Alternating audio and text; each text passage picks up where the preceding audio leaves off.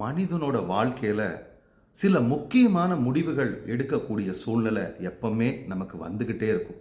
அது மட்டும் இல்லாமல் கோபமாக இருக்கக்கூடிய சூழ்நிலையும் நமக்கு வந்துக்கிட்டே இருக்கும். இந்த ரெண்டு சூழ்நிலையும் கையாளக்கூடிய ஒரு எளிமையான வழிமுறை ஒன்று இருக்குது. பிரியமானவர்களே, நீங்கள் எப்பெல்லாம் கோபத்தோட உச்சத்தில் இருக்கீங்க, கோபமாக இருக்கீங்களோ அப்போவெல்லாம் நீங்கள் ஏதாவது பேசணும்னு விரும்புனீங்கன்னா 24 மணி நேரம் கழித்து நீங்கள் பேசுங்க.